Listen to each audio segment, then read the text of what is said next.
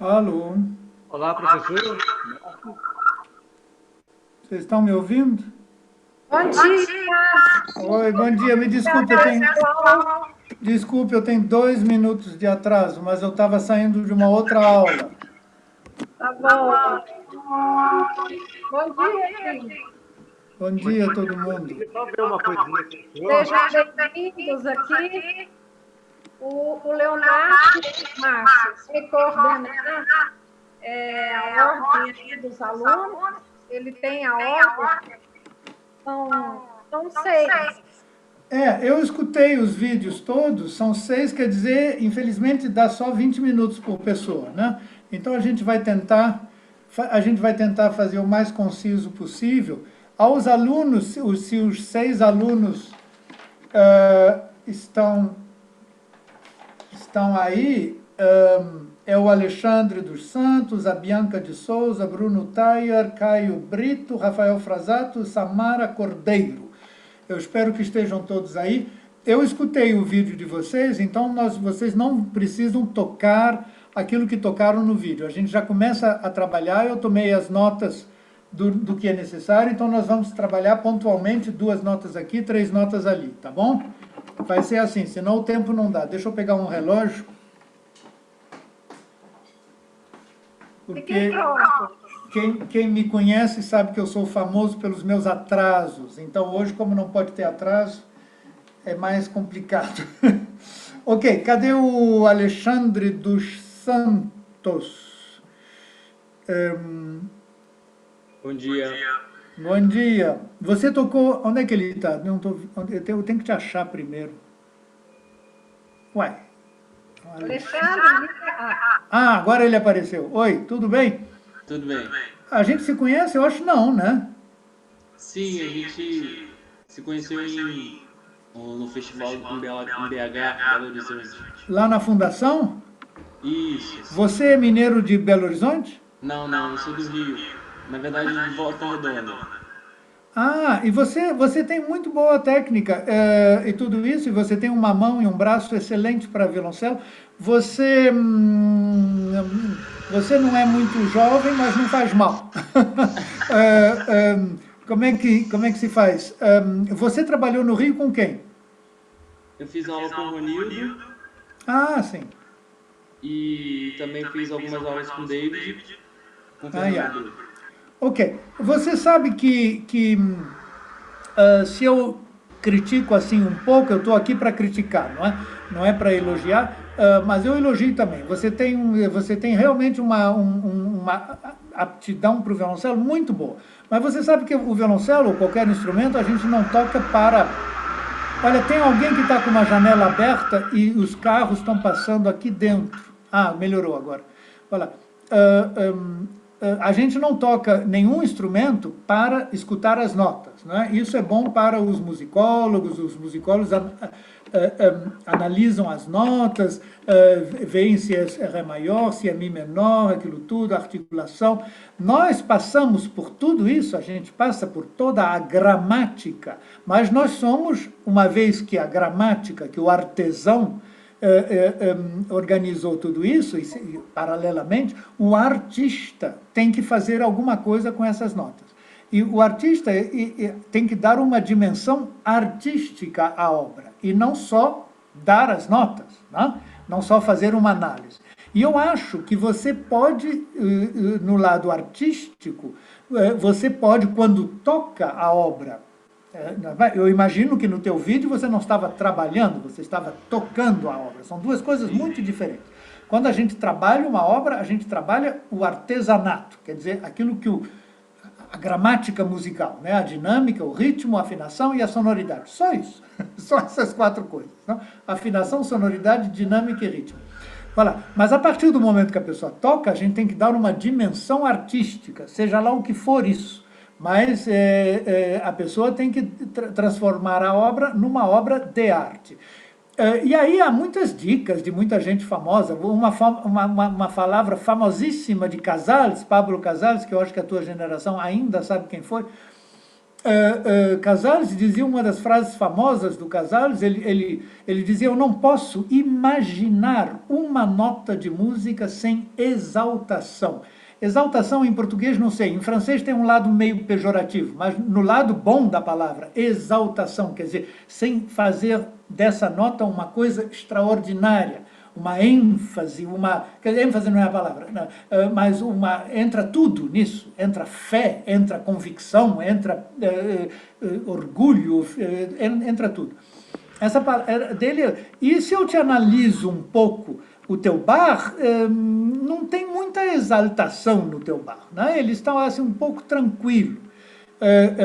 Então, o que é essa música?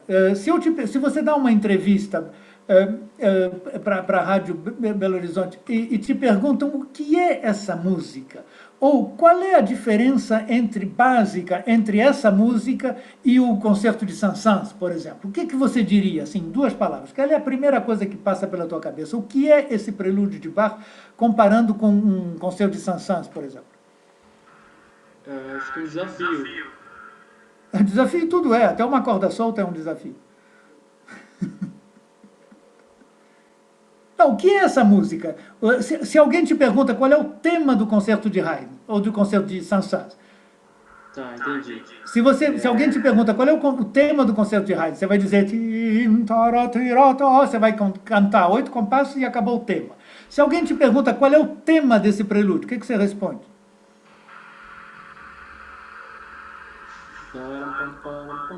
Não, justamente não. Não tem tema no sentido melódico. Todas essas suítes de Bach, 42 movimentos, isso é tudo música harmônica, não tem melodia. Claro, tudo que a gente toca é uma melodia, mas não tem melodia no sentido de um tema. Até as sarabandas. A sarabanda não é uma melodia que o Bach harmonizou, não. Por acaso, a melodia é a consequência das notas superiores dos acordes, fazem uma melodia lá em cima. Mas é uma música harmônica. Então, nós temos que seguir os acordes, as harmonias. É tudo muito simples, porque Bach não quebrou a cabeça para escrever isso. Segundo semestre de harmonia.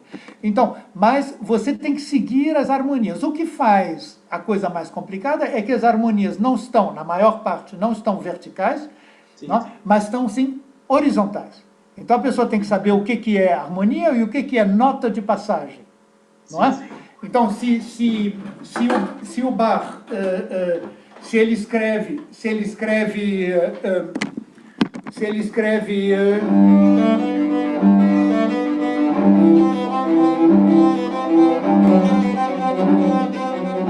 então tá claro, né? São 4 acordes, você tem esse,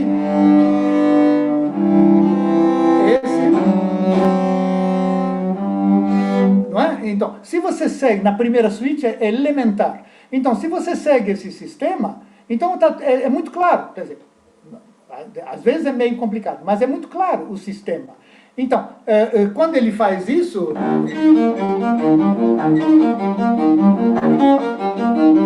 Então, cada acorde está um ao lado do outro, não tem nota de ligação, de liaison. Não é? Então, muito fácil. Então, como vender essas harmonias para que isso faça um sentido artístico? Então, é de novo muito simples. Na ordem natural das coisas, mais tensão, né? Harmonicamente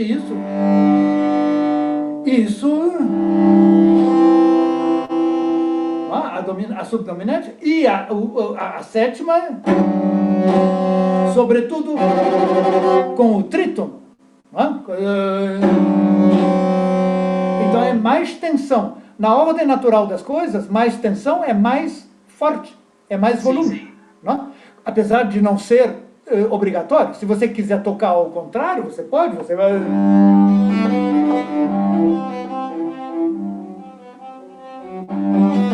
Não é lá muito natural, mas é possível. Não é? O importante é você não tocar uma nova harmonia com a mesma vontade e a mesma dinâmica da harmonia precedente. Entende? Eu tenho um eminente colega, que eu não vou dizer o nome, mas que dizia, quando nós trabalhamos esses prelúdios, nós somos detetives atrás de harmonias. não é? E quando você nota uma nova harmonia, nunca toque na mesma dinâmica da harmonia anterior. Se está em menos, toca mais ou toca menos, menos. Se está em mais, toca menos ou mais, mais. Entende? Mas nunca toque duas harmonias.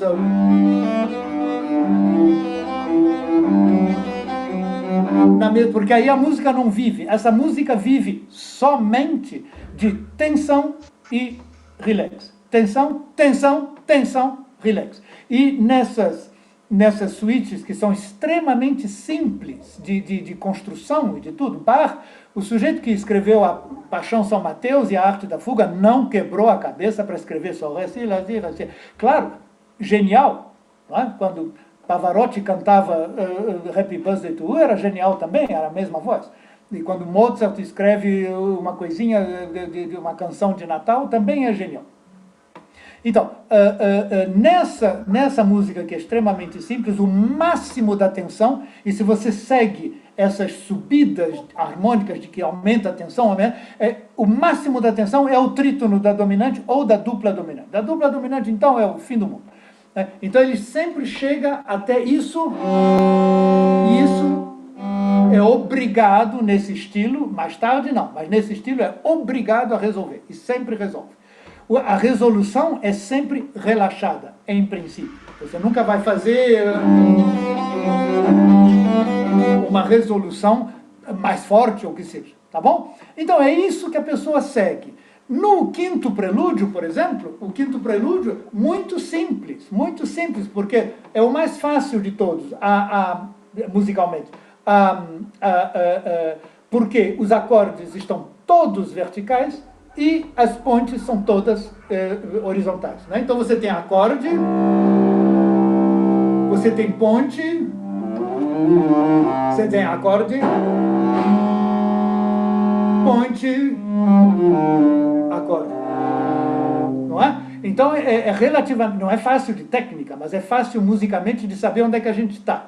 O segundo prelúdio, por exemplo, é dos mais complicados, porque está tudo horizontal. Os acordes e as pontes, tudo horizontal. Então você tem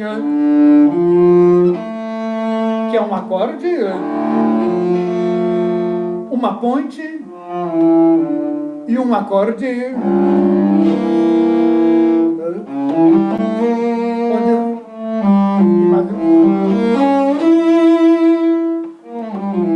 Não é? Então, e a pessoa não pode fazer um espaguete. Se eu fizer um espaguete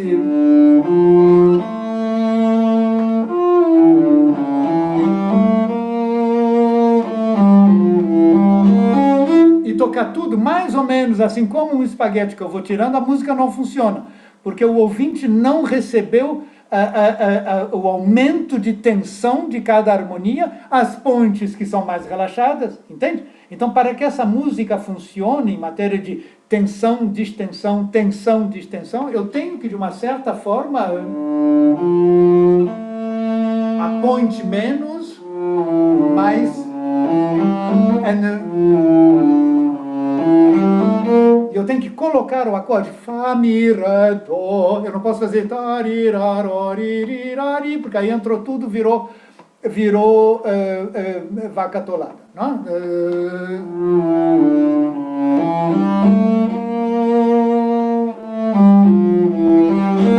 Entende? Então, com a dinâmica e um pouco a articulação, eu vou fazer essa música funcionar do ponto de vista artístico, quer dizer, de dar uma tensão, um suspense. Ai, Deus, é só isso. Entende? E depois você deixa o ouvinte ver se ele está feliz, se ele está triste, se ele está com medo, se ele está... Entende? Isso é o problema do ouvinte e o nosso também. Nós temos também que colocar uma dimensão artística assim. Quando você toca um tema, se você toca isso... Então, o Haydn já nos disse que nós temos que estar contentes e entrar num ambiente feliz. Entende? Se você toca... O Saint-Saëns já nos diz que, querendo ou não, nós temos que entrar numa atmosfera quase de raiva nesse início. Né? Um concerto que começa como uma bofetada, na síncope, sem tutti, sem nada. Entende?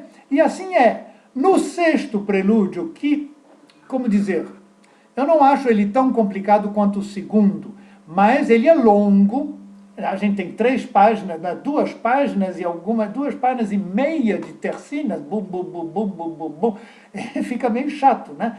3 páginas, bum, bum, bum, bum. Então a gente tem que absolutamente ver o que é harmonia, o que é a harmonia mais tensa, o que é ponte, ligando 2 harmonias, e o que são as marchas, não? Porque Bach,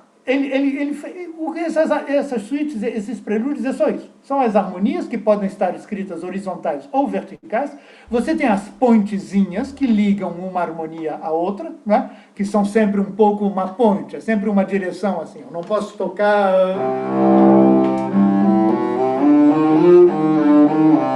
Eu não posso tocar como se fosse importante. Eu tenho que tocar como uma como é que chama isso? Anacruse. Não é? Dar a impressão que eu estou indo a algum lugar. Ok, então, esses elementos, e falta um terceiro elemento que ele usa muito, e que é se você se lembra do primeiro semestre de harmonia, a maneira mais barata de modular são as marchinhas. Então ele vai subindo, subindo, subindo, subindo, repetindo a mesma coisa, até chegar na nota que quis. Não é? E isso pode ser extremamente barato, com todo o respeito. A Bach, por exemplo, para mim, em todas essas 6 suítes, o lugar mais barato é isso aqui.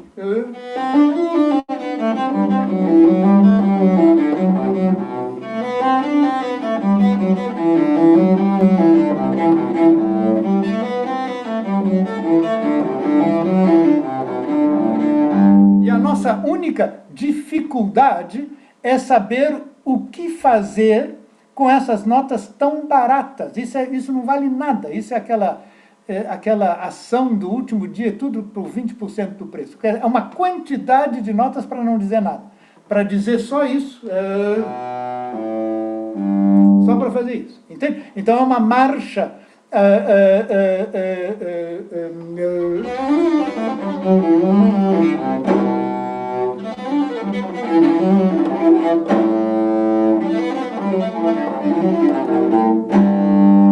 Só para fazer isso. Então, uma quantidade de notas.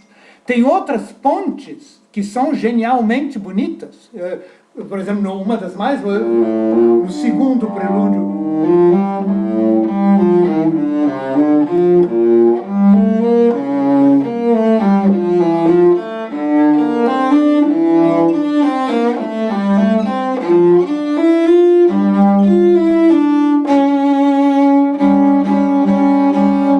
Então ele foi subindo, subindo, subindo, ele queria chegar nisso aqui, para depois voltar ao Ré menor.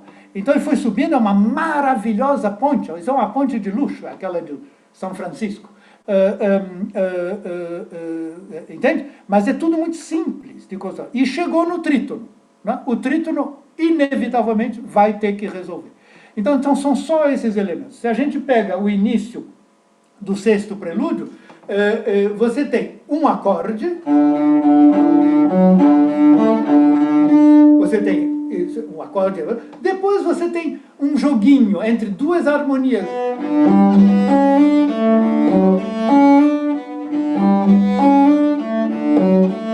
Você tem...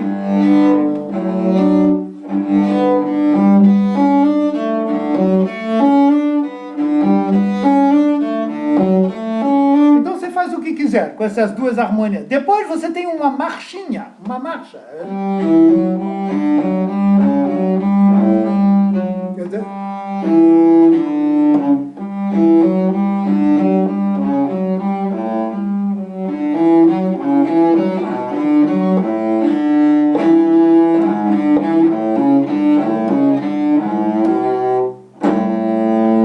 E você chega na primeira vez na dominante. Então a dominante domina. Então você tem...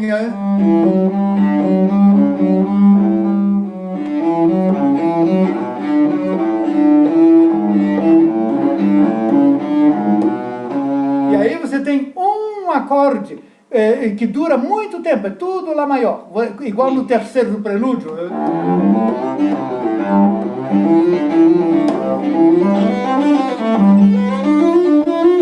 Isso tudo é Dó maior, Dó maior, Dó maior. É como um organista que sustenta o acorde. E aqui é a mesma coisa.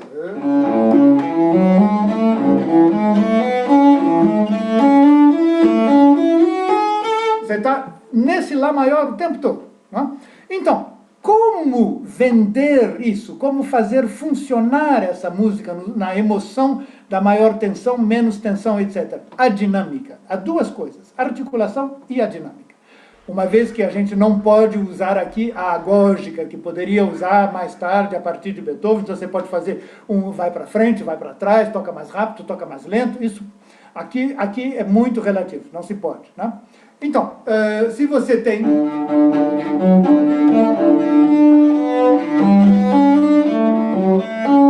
Então, eu toco isso, aí esse Sol maior eu toco forte. Se você quiser fazer piano, faz, mas não faça no mesmo dinâmica do precedente. Não toque...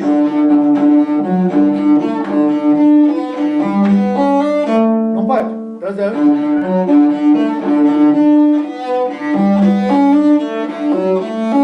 Como eu estava no mais nessa harmonia, a próxima eu faço menos. Então,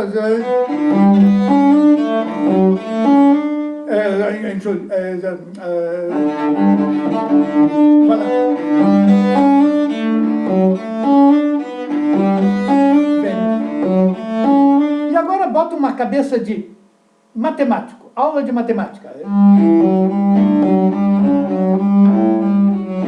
Entende? Quer dizer, uma coisa que não é... Mi, Ré, Dó, Lá.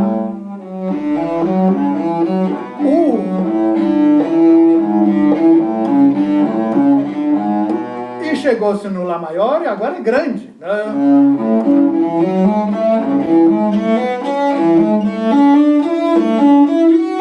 Continua.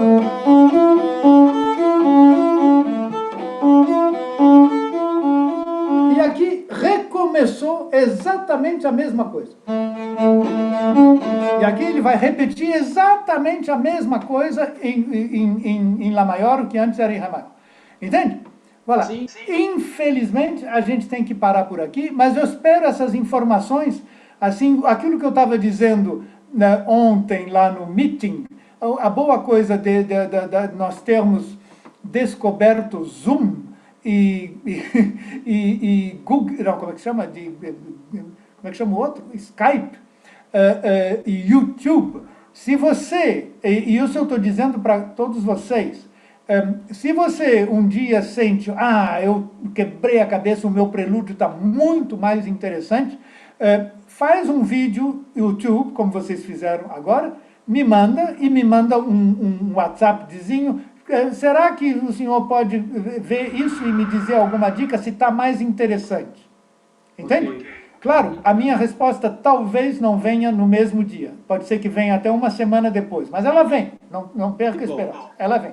E aí a gente faz um encontro e eu te digo o que eu penso. Mas você tem grandes qualidades violoncelísticas, de instrumentos, você tem uma aptidão física, uma mão excelente, arco também está bom, mas o teu prelúdio está um pouco monótono, um pouco uniforme de dinâmica, um pouco lento, ok, mas isso não é a razão, não é a coisa principal. Mas é... E 3 páginas depois a gente ainda está no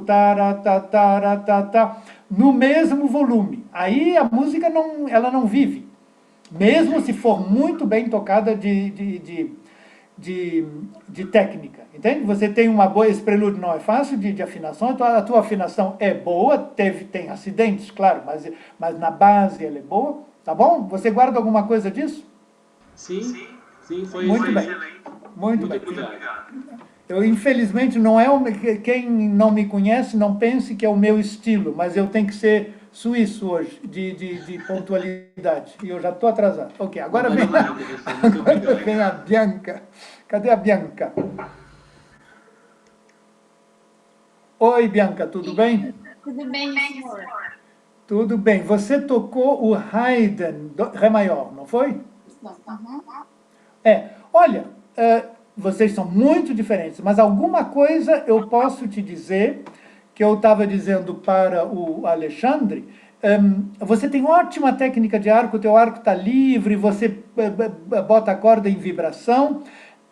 Há uma certa monotonia dentro desse tom, como é que chama? Som, muito saudável, muito bom. É como se a gente estivesse tomando um bonito copo de ovo maltine, mas fica só no ovo maltine.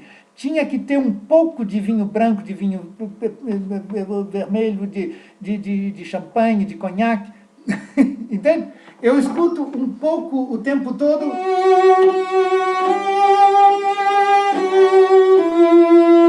Assim, muito bem tocado, uma ótima sonoridade de violoncelo, o arco está livre e tudo isso, mas isso não muda muito.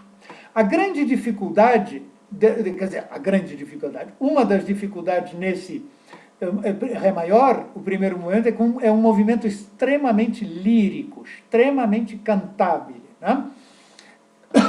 Quem disser que o primeiro movimento do Haydn, Ré maior, é virtuoso, está fora da coisa completamente. Difícil não é sinônimo de virtuoso. Esse movimento é extremamente cantável, lírico. A única passagem rítmica que tem é a única. E isso aqui é a única passagem rítmica que tem. E isso é uma pontezinha, não é nem um tema, não tem um tema rítmico. Não tem, né? Então, é tudo. Quando você pensa que o primeiro tema é isso, e o segundo é. Então a gente está. Você tem que descobrir qual dos dois é o senhor Haydn e qual dos dois é a senhora Haydn. Entende? Então é um movimento extremamente lírico. É um pouco como Dvorak, segundo movimento, onde e depois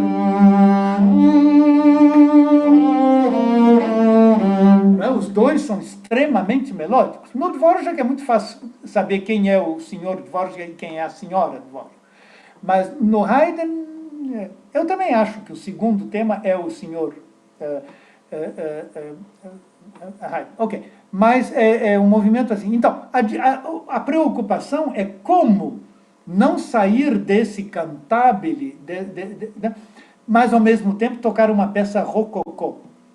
E você está no cantabile, mas a decoração, que eu chamo de decoração, quer dizer, a dimensão artística que você dá quando toca, pode ser mais viva, pode ser mais rococó. Isso não tem nada a ver com tocar mais rápido, mas pode ser mais articulada, pode ter mais fantasia de dinâmica, etc.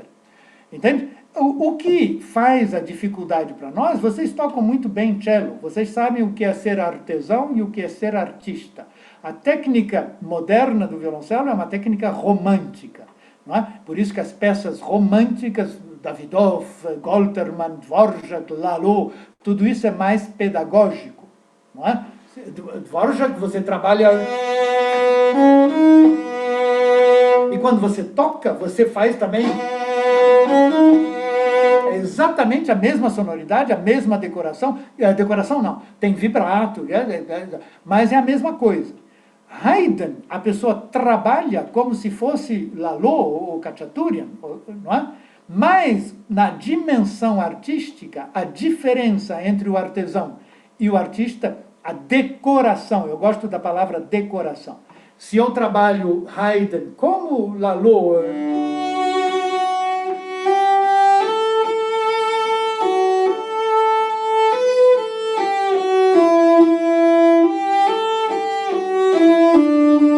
É exatamente a mesma coisa. Estou fazendo atenção à afinação, à sonoridade, ao ritmo e à dinâmica. Dinâmica no sentido de falsos acentos ou coisas assim. Mas se como o Dvorak, na hora que eu for tocar, eu fizer a mesma coisa com vibrato...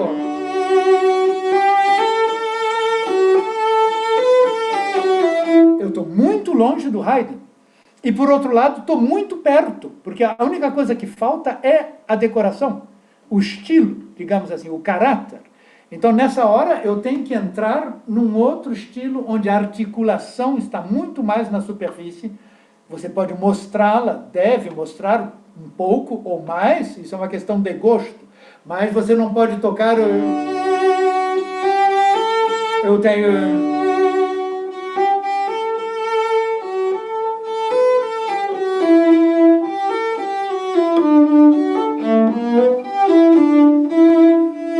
Entende? Eu não posso tocar... Entende? Eu tenho que entrar numa decoração, e isso não é fácil, isso não é fácil. A razão, quer dizer, para quem toca bem, não, é só uma luta. Rostropovich, se a geração jovem sabe quem foi, Rostropovich chamava o adjetivo, o substantivo que ele usava para esse momento em que o artesão esquece aquilo que trabalhou e tenta dar o caráter da obra, né, o estilo da obra, ele chamava isso de luta, era a palavra que ele usava, é uma luta. Não? Então não é fácil, é por isso a razão que as obras pedagógicas, num certo momento da vida, para a técnica de arco, sonoridade, tudo isso, são obras românticas. Você não vai dar, se você tem um aluno de 9 anos de idade que está começando a fazer sonoridade, você não vai dar o concerto de Haydn para ele trabalhar. Não é? Falando de sonoridade. Porque essa diferença entre o artista e o artesão não é qualquer pessoa, sobretudo os jovens, não conseguem ainda entender. Né? Isso. Então, vamos tocar esse início e tenta entrar um pouco mais dinâmica. Mesmo o artesão, não me toque... Essas notas têm que ter uma dinâmica. O arco para cima é uma anacruse. Então, esse e esse não podem ter o mesmo volume.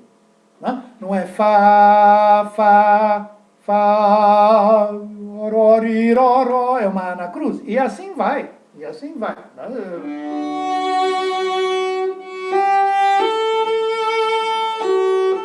Depois... Isso é uma coisinha ali, depois a melodia continua.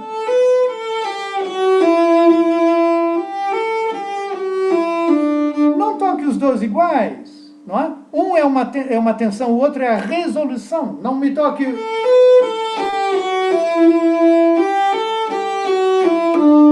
Não, um tem que ser diferente do outro, não?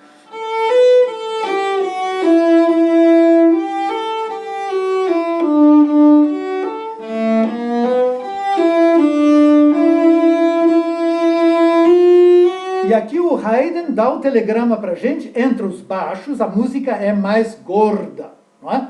E a grande linha desse tema é extraordinariamente romântica, porque ela é muito longa para um tema de Haydn. E como todo tema, ele vai em 3 etapas, cada uma maior do que a outra. Isso é dentro da normalidade, não é? Então,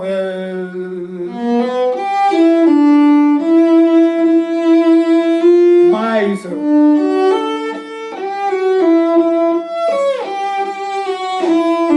E como, se você tem todos os 500 concertos para piano de Mozart na cabeça e os 50 de violino e todas as sinfonias, né? Quer dizer, sinfonias diferentes, mas nos concertos de piano você tem isso na memória, esses temas melódicos que acabam numa cadência rítmica e isso desperta a orquestra e o tutti vem. Entende? Aqui é exatamente a mesma coisa. A última cadência ela é rítmica.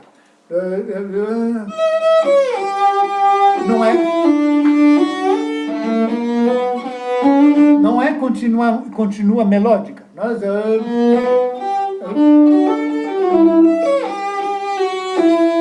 E a partir daqui é melódico, é rítmico.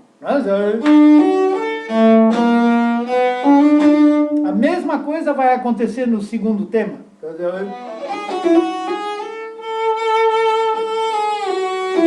A partir daqui...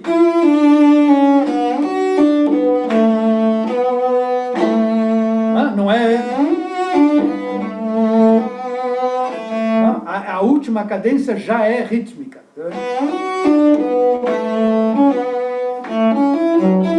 E que vai trazer toda essa improvisação. Não é? Então, vamos tocar esse início no caráter, tentando dinamizar um pouco. Let's go.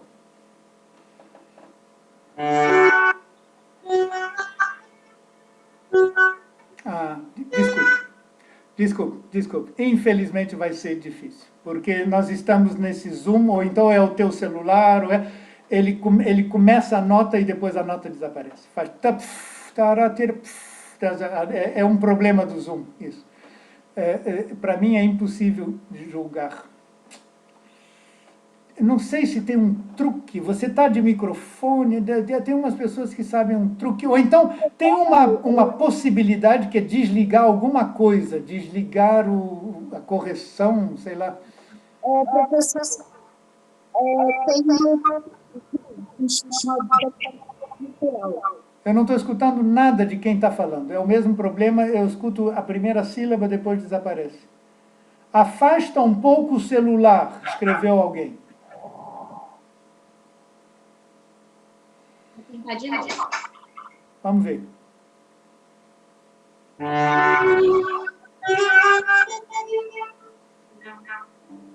Não. A gente escuta o início da nota, depois ela desaparece. Vocês outros que estão aí escutando, Samara, Isabel, João Lucas, vocês têm o mesmo problema também, de escutar só o início da nota? Com licença, professor, ela precisa ativar o som original. Ah, tem que ativar o som original. É em alguma das possibilidades aí. Ativar som original. É que o meu...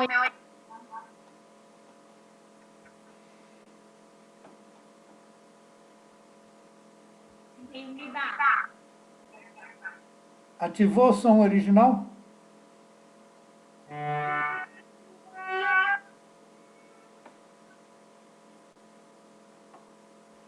Não funciona. Ah, Deus meu. Mas de qualquer maneira nós já estamos chegando no fim da hora. Mas eu dou o mesmo conselho para vocês, porque 20 minutos de aula é realmente... eu dou o mesmo conselho, você botando essas ideias, você é muito musical, não tenha medo de exagerar na dinâmica, tá? Dinâmica de fraseado. Você sentindo que a coisa ficou mais interessante, faz um YouTube, me manda, e que eu garanto uma resposta, mesmo se ela não vier, mesmo se ela demorar uma semana, tá?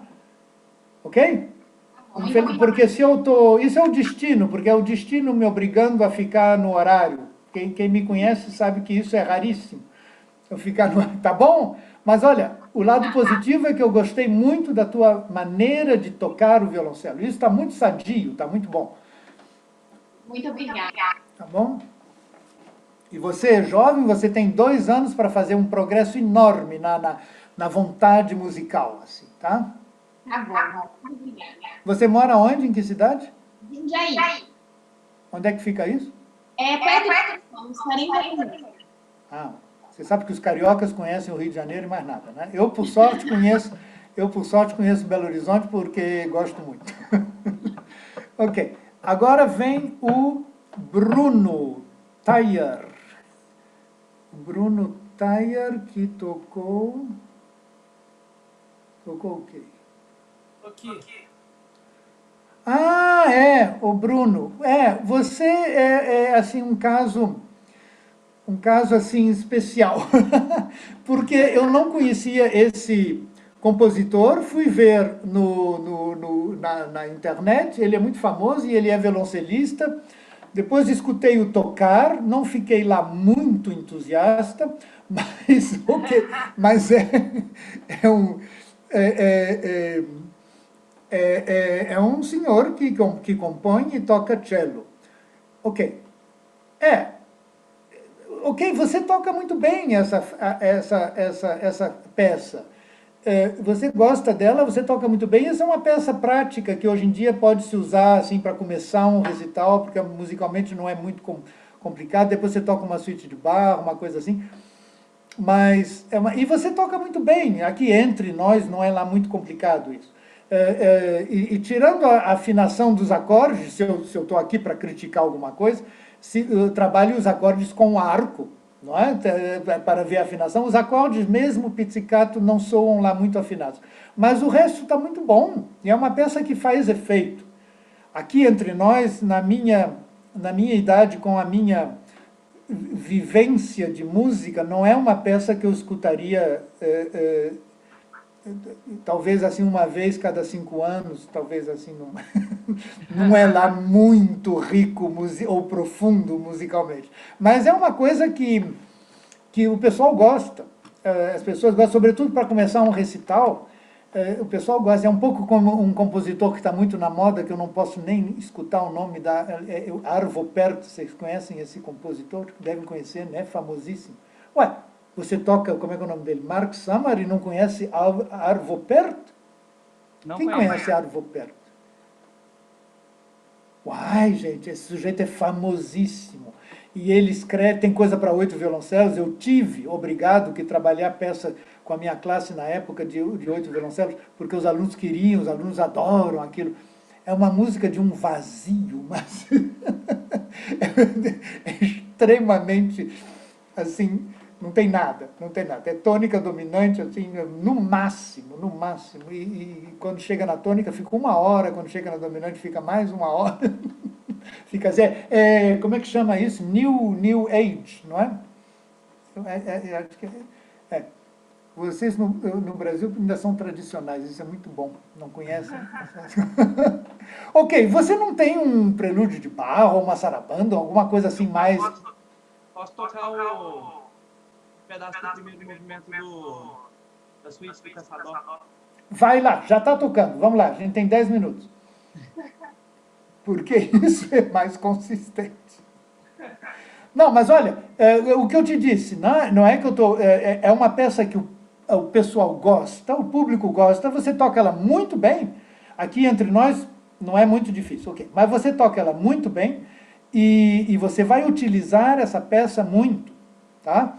Mas eu realmente não tenho nada a dizer. Você toca essa peça, depois toca uma suíte de Bach e toca a suíte do Caçador, ou mesmo só 2 movimentos da suíte do Caçador para terminar, e você está com um recital de violoncelo solo maravilhoso, tá bom?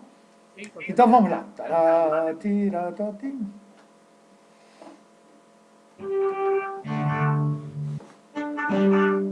Como é que tá saindo aí pra você? Tá bom? Vamos ver, eu espero. Nota curta ele consegue, o problema é nota longa. Nota longa ele... Tá bom. Let's go.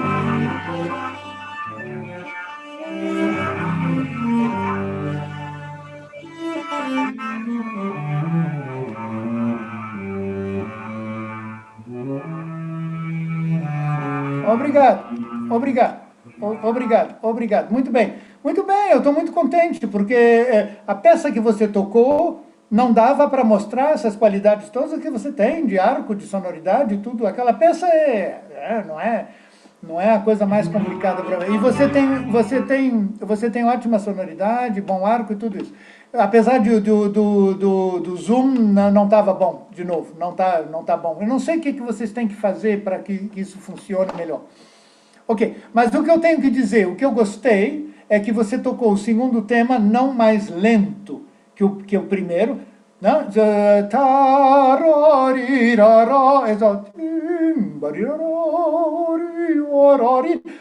Muita gente, quando chega ali, aquilo vira um adágio e depois isso não acaba nunca.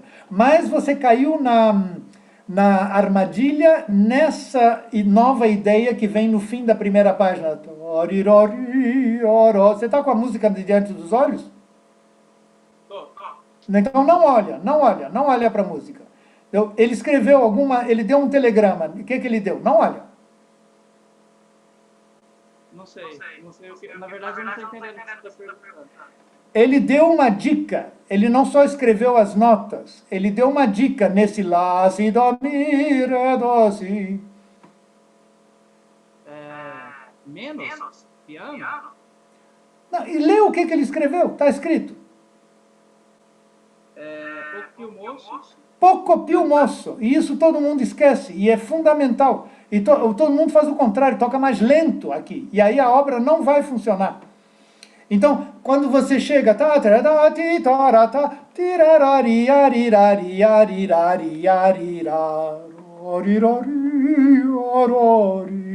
e not tararira lá, se dormir, vira o luar do meu sertão e é insuportável. Tá? Que estilo você colocaria isso?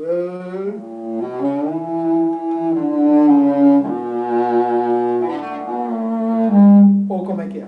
Em que estilo você colocaria isso? Na época do como é o nome dele, caçador? Não parei para pensar, não, mas eu peço umas coisas mais livres.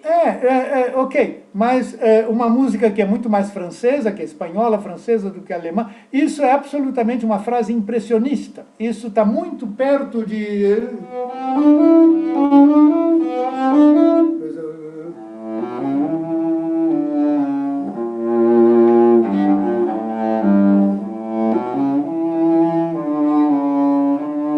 Não é uma coisa... Não é Brahms. E aí, nessa construção desse primeiro movimento, que é muito bem escrito, mas justamente o Senhor Caçador não é Brahms. Esse movimento tem problemas de estrutura, né? E ele não deve se tornar interminável e incompreensível para o ouvinte. Então a gente tem que tomar muito cuidado o que está fazendo com o metro, sobretudo desse tema. Tá bom? Olá, então até a próxima. Mas eu vou dormir tranquilo, porque eu não sabia que violoncelista você com aquela outra peça. Não dava para ver a tua capacidade. Mas agora eu tô tranquilizado, porque você toca muito bem, tudo muito bom. Obrigado. Até a próxima. Você vive em que cidade? Uberlândia, falou do Caiane. Ah, Uberlândia. Muito bem. Ok. Agora vem o Caio Brito. Olá, professor, bom dia. Que é o Menueto. Cadê o Caio? Tá ali. Não, Caio... Cadê? Quem é você? Onde é que você está? Estou aqui. Uai, Caio Soares. É Brito Soares, né? Soares Brito. Soares Brito soa melhor. Então, Caio... Foi você que tocou com piano o menueto da Mi menor, não é? O segundo movimento da Mi menor. Olha lá. O pianista não está aí escutando, não, né? Não. Ok, mas então você depois diga para ele, apesar que você já sabe disso, não, ele é bom, toca bem. Quando a gente toca uma sonata de Beethoven, ou a de Brahms, ou Chopin, ou Rachmaninoff,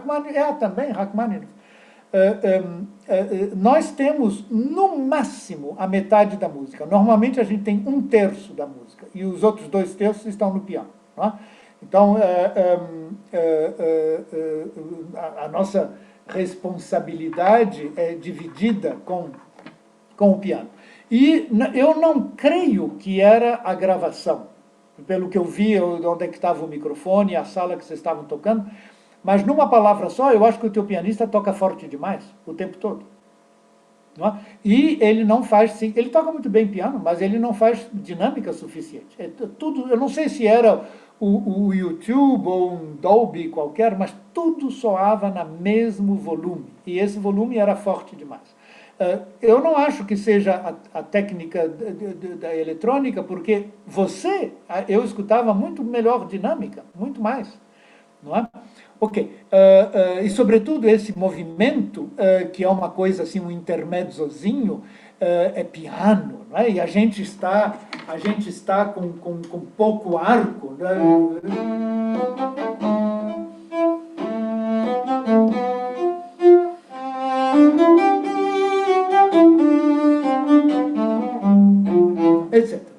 você toca bem, cuidado quando você trabalhar isso, que esteja, muitas vezes não estavam juntos. Não estavam juntos de tarapapá, tarapipapá, terapapapá. Essas colcheias têm que ser metronômicas, porque isso encaixa, tem que encaixar, o bonde já está andando. Tá? E às vezes não estava. Eu trocaria.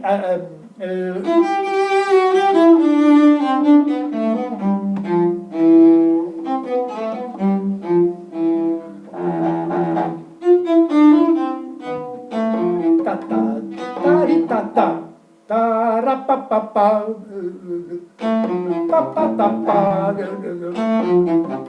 Isso tem que estar junto. Quando acaba o tema no piano e começa, eu mudaria de cor, entende? Eu tocaria um pouquinho mais melódico. Se você faz isso aqui muito bem, e aqui você continua na mesma, é mais melódico. Não sei, tem uma certa tristeza aqui.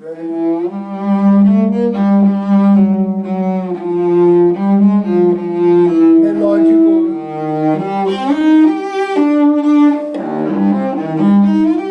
Você sabe, esses compositores como Brahms, Saint-Saëns também, que é o Brahms alemão, né? Sem a profundidade do Brahms, Saint-Saëns, que é o Brahms francês, digamos, ele tem a mesma conhecimento, são compositores extraordinários. Brahms tinha como é que se chama? Uma técnica de composição, um métier, isso em português, como é que se diz?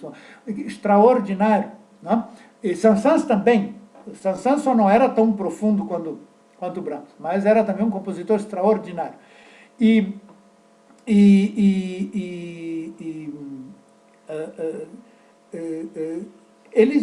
Os dois estavam virados para o passado e não para o futuro. Brahms, que era um compositor genial, não era nem um subversivo, nem um terrorista, ele olhava para trás, ele imitava Bach e olhava os exemplos atrás dele. Saint-Saëns, a mesma coisa.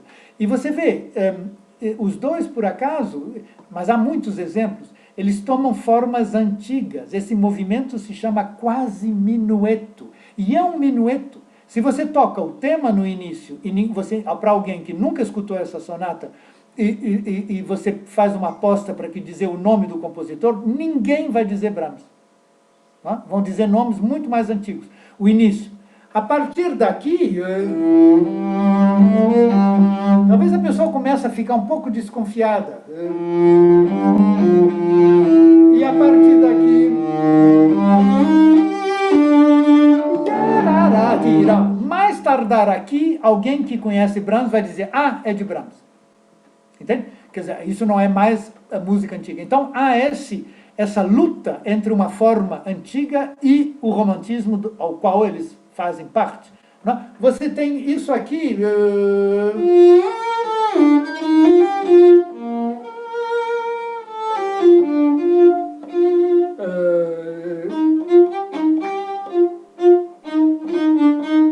Não? O segundo movimento do Saint-Saëns também é a mesma coisa. Não é? É uma forma antiga e, de repente,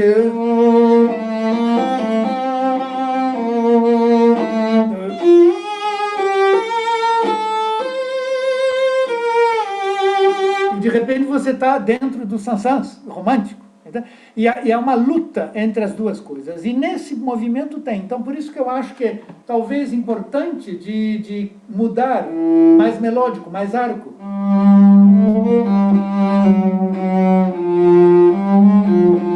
E Brahms, acorde de Brahms.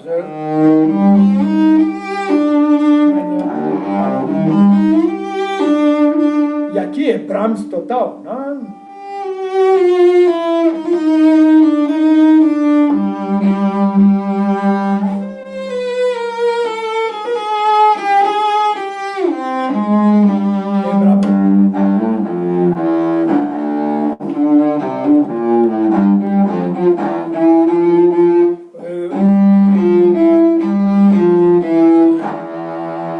E num compasso,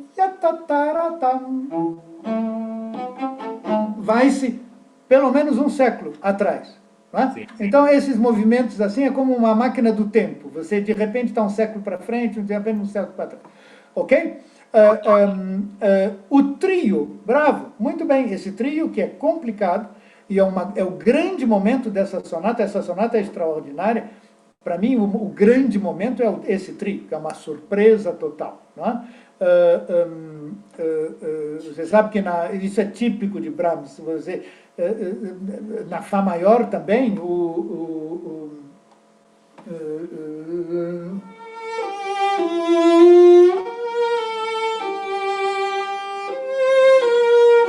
trio do scherzo, que não é scherzo, allegro appassionato, é uma surpresa extraordinária. Não é? Brahms sabia fazer dessas coisas. Então, esse trio, que é sempre complicadíssimo saber quem tem a primeira voz, quem não tem, não é? A meu ver, o piano tem a primeira voz, ele está acima da gente. Não? Mas encontrar uma coisa assim de a gente... o trio, por acaso, estava muito bom, porque como o pianista estava tocando mais forte do que você o tempo todo, ali chegou-se finalmente numa coisa boa, porque o piano tem que ser mais importante. Não? E você faz muito bem de regularidade, de técnica, quando trabalha isso. Né?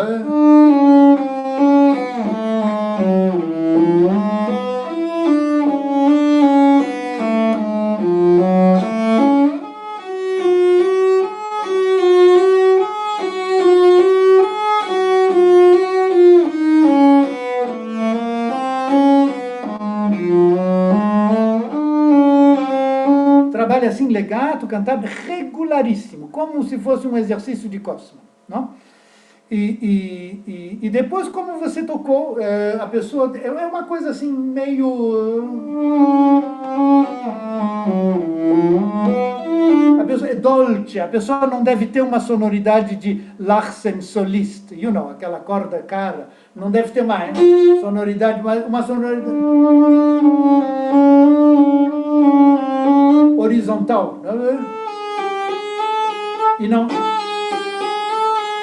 isso. Não é? Mas estava muito bom, Uma coisa, se você vê as tuas notas, a tua partitura, você está vendo aí? Tá vendo a partitura na tua frente? Né? Qual é, eu devia pedir para você não olhar, mas agora já que está olhando, qual é a dinâmica que ele escreve nesse trio? Ele coloca piano expressivo. Piano expressivo. E depois vê até onde dura esse piano expressivo. 1, 2, 3 compassos ele... E depois eu diminuindo. Não, mas ele muda, ele bota forte, por acaso? Não. Não, isso, quando bota só isso é dinâmica de fraseado, mas fica sempre no piano. Aí depois continua. Quando é que ele bota outra letra? Ele não coloca, ele só pede expressivo sempre. Vai na segunda parte. A partir daqui. Ele não bota outra coisa aqui? Coloca um forte. Forte, justamente. Entende? Então, esse movimento inteiro que ele bota só no piano, de repente tem uma frase que é forte. E por acaso, você se lembra o que acontece no piano nessa hora? O que acontece? No instrumento piano. Não se lembra? Não me lembro. Então você vai notar que o acompanhamento muda completamente. E não é mais uníssono e o piano tem muito menos notas, o que nos dá uma certa flexibilidade. E na repetição dessa frase, na repetição, aí a disciplina já é muito maior porque o piano toca junto. Entende? O que eu estou te dizendo, os grandes compositores, a música não está na melodiazinha que eles escrevem para o violino ou para o violoncelo, ou quem seja. A música está acontecendo no que acontece na orquestra ou no que acontece no piano. Entende? Então a informação que a gente toma tem que ser da parte do piano e da parte da orquestra. Tá? Isso não é crítica, não. Isso é só uma constatação. Não? Nós temos, no máximo, a metade da música. Até concerto de Haydn, A gente pensa, o concerto de Haydn, estão fazendo bum, bum, bum, bum, bum, e a gente pode fazer o que quiser. Nada disso. Sobretudo quando o compositor é Haydn, o bum, bum, bum, bum, bum é muito bem pensado, né? E dá muita informação do que a gente pode fazer ou não pode fazer. Quando você toca o concerto de Dvorak, não é? Tudo, 45 minutos de música, tudo o que a gente pode fazer ou não fazer está na parte da orquestra. Entende? Se tem uma peça onde a gente não pode fazer o que quer, que você tem que fazer o que ele nos permite de fazer, é Dvorak, tá bom? Então, quando chega aqui, segunda parte...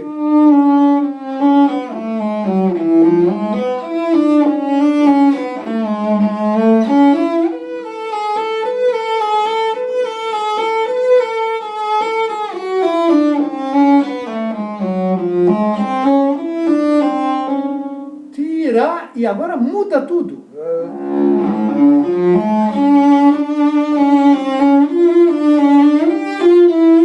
Aqui não precisa ser... Não é? Porque nós estamos muito mais livres. Né?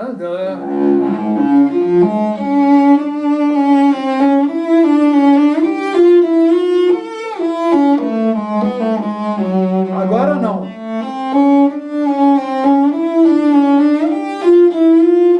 O que é uma lição de música também, porque a pessoa nunca toca a mesma coisa de duas maneiras diferentes, de duas maneiras iguais. Não é? E aqui ele nos diz tudo, ele bota outro acompanhamento para a repetição dessa frase. Não é? Então, olha, infelizmente esses sistemas não estão funcionando e isso vai muito bem com a minha necessidade de ser pontual. Porque o teu sistema, até quando você fala, a pessoa só escuta a primeira parte, a primeira sílaba. Eu não sei por que será. Será que sou eu? Eu acho que não sou eu. Não. Alguém conhece a técnica disso? Oi, professor. Desculpe interromper. Eu suspeito que seja o alto-falante do seu aparelho que esteja dando retorno para nós. Então eu teria que apagar outro dia aconteceu. Eu vou botar o fone. Muta quando alguém estiver falando. Mas aí eu vou ficar cansado cada vez de ter que... Mas outro dia... Deixa eu pegar o fone. Outro dia eu botei o fone e acho que melhorou.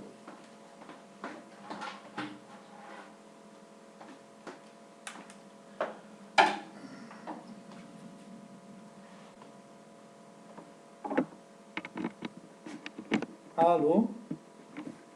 Alô? Ô, Caio, conta aí uma história. Que história. Fala aí, fala uma frase qualquer. Olá, pessoal, bom dia. Prazer estar aqui com vocês. Agora diz a mesma coisa. Diz a mesma coisa. Bom dia, prazer estar aqui. Bravo. Quem é que foi? O Guilherme que deu essa dica. É isso. Quando eu boto o fone, melhora. Mas nós estamos... Alô? Estão me ouvindo? Sim. É muito melhor, por que eu não pensei nisso? Mas de qualquer maneira nós estamos com Um tempo já.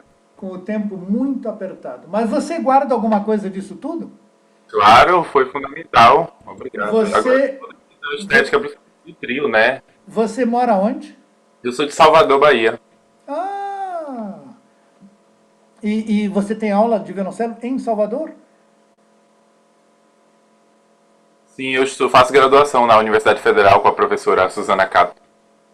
Muito bem. Olha, então muitas lembranças para ela e eu espero te ver a mesma coisa. Se quiser gravar alguma coisa, claro, não me gravem 6 suítes de Bach, uma página, assim, uma meia página de alguma coisa. Não me mandem. Ok. Eu escuto com grande prazer, mesmo se a resposta não vem no mesmo dia. Mas ela chega um dia, tá bom? Quando você tiver uma dúvida ou quiser, eu trabalhei isso. E diz para o teu pianista que é muito bom de dinamizar a música. Pode ser que seja a eletrônica que botou tudo igual forte, mas eu acho que não. Porque a gente escutava dinâmica no violoncelo, muito bom, e o piano soava Ah, sério. o mesmo volume o tempo todo, tá? Bye, bye. Obrigadão. Agora vem o Rafael Frasato, que eu conheço. Onde é que está o Rafael? Oi, professor. Onde é que você está? Ah, tá aí. Tudo Tô bem? aqui. Vai lá. Tudo Você ótimo. O senhor? você tocou o Elgar, né? Isso. Olha, eu gostei muito. Eu te conheço. A de gente já outras- trabalhou isso pouco tempo atrás. Né? Pois é, alguma coisa me dizia que eu conhecia. Ok. Ok, de coisas assim gerais, eu acho que o teu tempo, também o da Risa nos tutis, aquilo, para mim, aquilo olha mais para trás do que para frente. O tempo é bom, pode ser, inclusive Jacqueline Dupré toca mais ou menos nesse tempo, mas quanto mais lento, mais preocupada a pessoa tem que estar de que a música não vá para trás, não é? A música, um tempo lento assim, é igual o caminhão subindo a ladeira. Não pode começar a deslizar para trás. Tem que estar sempre, mesmo se for devagar, mas tem que estar sempre indo para frente. Né? E às vezes eu tinha medo que sabe caminhão, quando está subindo ladeira carregado demais, e de repente, mesmo acelerando, ele começa a ir para trás? Isso a pessoa tem que evitar. Mas eu gostei muito. Você já viu o quarto movimento desse concerto? Sim. Ah, já viu o quarto também, né? Sim. E o terceiro, já viu? Já também. Uhum. Ah, bom, então você já viu Já o toquei concerto. com a Risa Tá o bom, concerto então inteiro. você já tocou o concerto inteiro, muito bem. Porque esse concerto é não somente muito bonito, é muito prático para concurso e mesmo se a pessoa tem a possibilidade de tocar com uma orquestra, é um concerto que não é muito complicado para a orquestra, ao contrário de Dvorak, que é extremamente complicado para a orquestra, de afinação e tudo isso. Então, Elgar é um concerto prático e maravilhoso. O que eu toquei? Eu gostei muito do desenvolvimento também. Aquelas escalinhas rápidas, eu acho que a gente tinha falado disso. Si, ré, sol, da, ti. Que a Risa te acompanha maravilhosamente, um regente não acompanha. Não? Então tem que pagar muito caro. A técnica, eu te falo disso porque isso a gente tem em outros lugares também. Você não pode alongar o arco numa coisa assim. É complicado com isso aqui. Como é que eu faço? O violoncelo tem que vir para cá e o cabo para lá. É meio complicado isso. Ah, não, assim também não dá. Não dá. Tem que ser assim. Ok, eu tinha que mudar aqui tudo. Eu vou tirar isso. Então, quando você toca...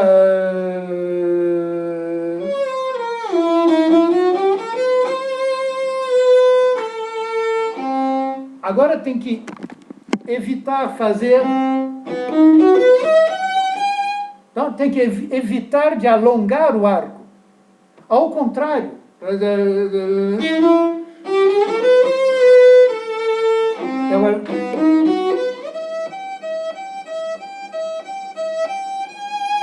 Ao contrário, entende? Ter a sensação que o arco está menor. Essa sensação a pessoa pode desenvolver nas escalas que fazem parte dos exercícios cotidianos, quando você faz...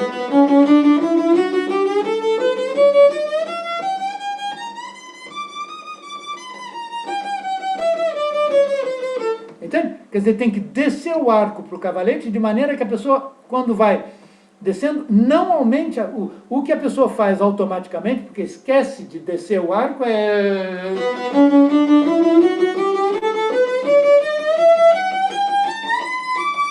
a pessoa faz isso, entende? E isso está errado, mesmo se isso existe, mas está errado para o que a pessoa está trabalhando aqui. O arco fica até mais curto quando a pessoa desce. Então, e agora?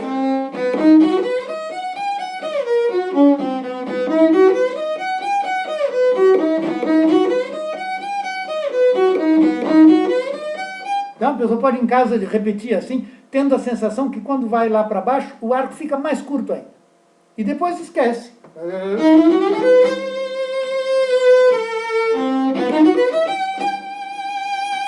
De maneira que a coisa fique no tempo, tá? Porque com o regente, quer dizer, não é nem o problema do regente, como o Elgar escreveu a parte da orquestra, não é possível. Entende? Claro, não é Haydn, mesmo se não tiver lá muito junto, a pessoa ainda consegue salvar. Mas de preferência essa passagem é a irmã dessa aqui. Vocês estão me ouvindo? Que eu estou falando. Estão me ouvindo? É a irmã do... É parecidíssimo.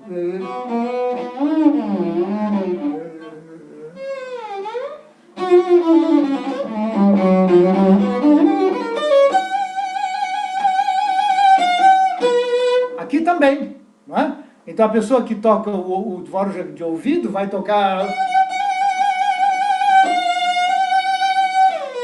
Vai fazer isso. Só que o Dvorak escreveu, não botou retardado, e escreveu semicolcheias o tempo todo. Taca, taca, taca, tica, tica, ta, ta, ti. E a nossa resolução do trilo pega o bonde andando. Não é? E aqui é a mesma coisa, tá? Então, só para dizer alguma coisa, mas do resto, muito bom. A ponte, que eu acho genial, a ponte antes da volta do tema, na terceira página, eu faria mais. E uma coisa que vem logo antes, que vem duas vezes, mesmo se você tem a impressão, escutando um disco, que Jacqueline Dupré ou quem seja, faça isso, é só uma impressão. E se a pessoa exagera uma pequena ideia de um grande artista, que é só uma decoraçãozinha, que está feita em cima de uma outra base, pode ser que essa decoração vire a coisa principal, e aí tem problema, tá? Isso tudo, essa passagem aqui, entende? Esse tia pará, não? Isso não é o concerto de Elgar. É melhor mais legato do que fazer essa cervejaria, parece que até o aparirará. Porque não é música vienense. A música vienense é cheia desses que faz com o copo de cerveja na mão. Né? Apesar da cerveja inglesa ser também muito boa, mas o Elgar não tem isso. Você entende o que eu estou dizendo, né? Quando... Não, legato.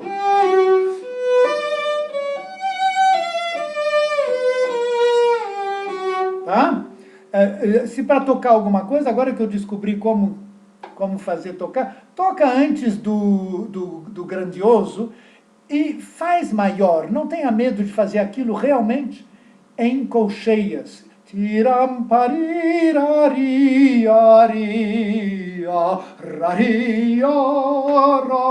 o regente dirige em colcheias. É muito complicado o ouvinte sentir aqui que estamos realmente diante de uma coisa fora do comum. Essa ponte, entende? E ele bota o 4 quer dizer que não é 4, é 3, do compasso precedente, ele não bota retardando, mas não escreve nada no 4, e isso é um telegrama. Então, e a partir daqui você pode fazer o que você quiser. Então eu faria um retardando, ok? Nessas 3 últimas colcheias, que vai dar já o tempo de depois.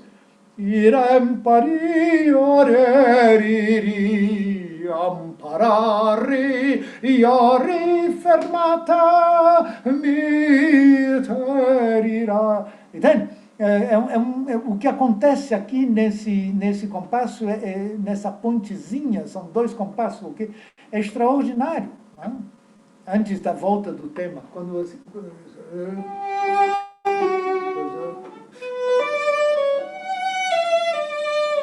1, 2, 3.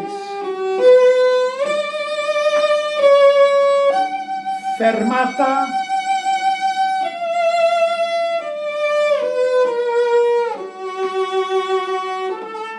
Entende? É como como se diz, um grito, né? Fazemos daqui.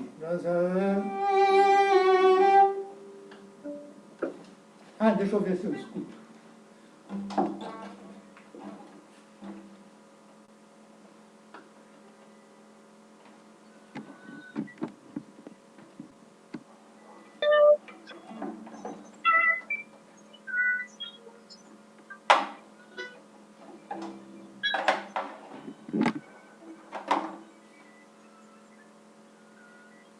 Ô, Rafael, o teu microfone está ligado? Porque eu não escutei absolutamente nada. Nem com fone, nem sem fone. Está ligado. Eu posso tentar desligar o Essa técnica... também.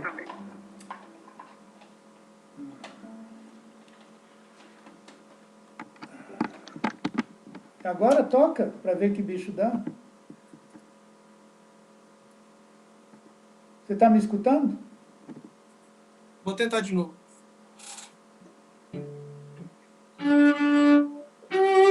Melhor? Tá.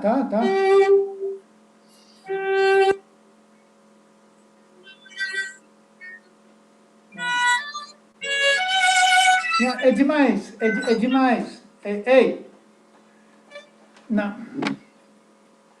Você me escuta? Eu te escuto. Não, eu não escuto nada, mas é o mesmo problema. Ele toca o início da nota, depois vira... como sabe. Mas é a mesma coisa, não faça muito... a meu ver, não é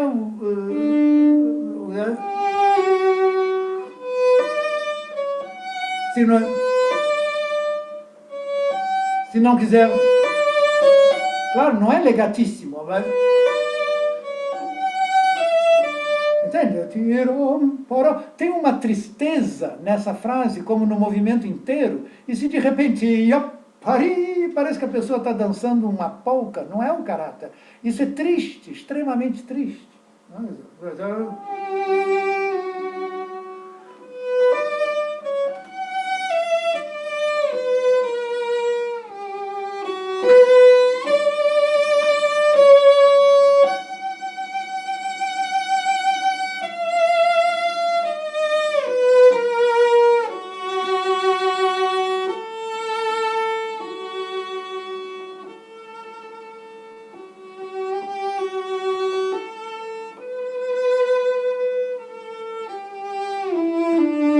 Com esse tenuto no si, que é uma lágrima que cai, entende? É uma música extremamente triste, tudo isso.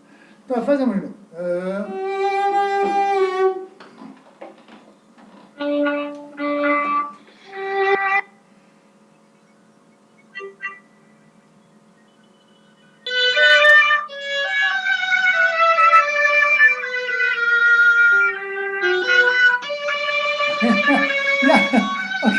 Eu não sei se é o zoom ou você, mas aqui então você faz um buraco também. Não tem buraco, não, né?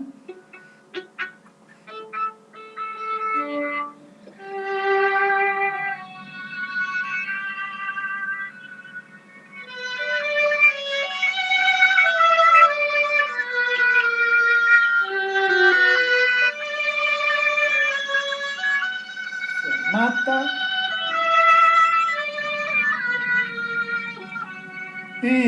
Isso, tá?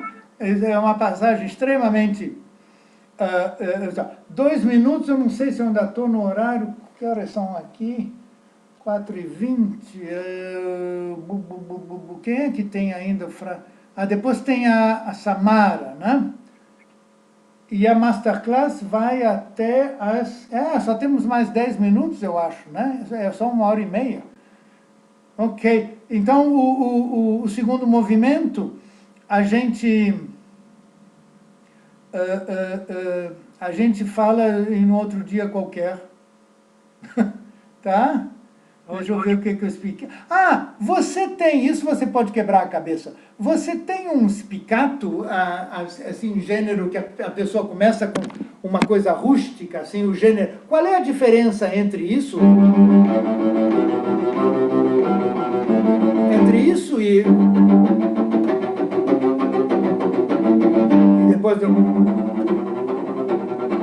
depois mais rápido, né?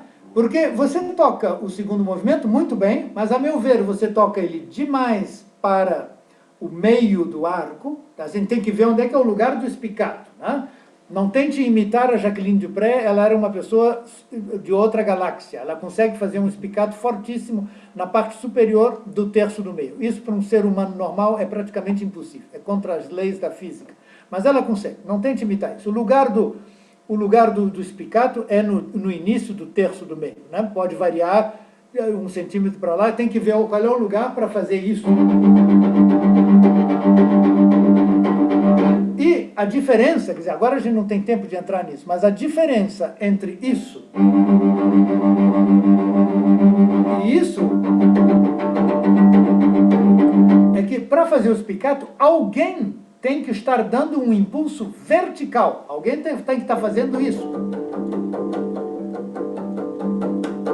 Tá? O arco salta por causa dessa tensão que tem aqui entre a crina e a baguete. Quer dizer, alguém tem que estar fazendo isso. E a mão esquerda faria, não é? Só que a mão esquerda a gente precisa dela para tocar as notas. Então esse alguém tem que estar aqui. É alguém que é difícil fazer em câmara lenta, mas é alguém que está fazendo isso. Vale? E quanto mais rápido, mais perto da corda é, mais é no dedo, né? Mas começar fazendo isso. E esse impulso, como num balão, esse impulso tem a ver com a dinâmica dessa música. Quando se faz isso, trata-se sempre de uma música idiota rítmica. A dinâmica da música rítmica é sempre uma dinâmica simples, não é? Comparando com a dinâmica da música melódica. Então, essa dinâmica que corresponde ao momento em que a pessoa vai dar o impulso vertical é importantíssimo de trabalhar em câmara lenta, na corda, legato, mas não trabalhe com dinâmica, quer dizer... Quer dizer, nesse caso, assim, muito básico, cada primeira nota de cada 4 é mais forte do que as outras 3, simplesmente. Né? Então, aqui a gente tem sempre...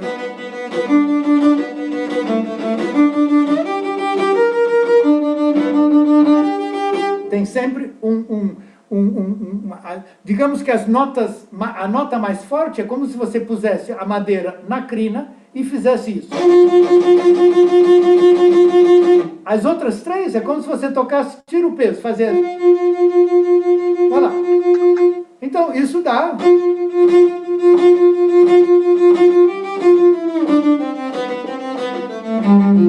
Entende? É fundamental de trabalhar com, porque isso vai ser...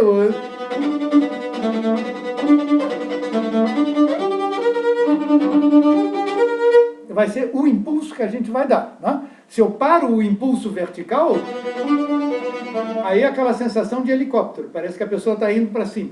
Né? E o arco vira legato, tá bom? Então, eu de qualquer maneira, quebre a cabeça com a disciplina do lugar do arco e faça legato, e depois o que precisa para fazer isso.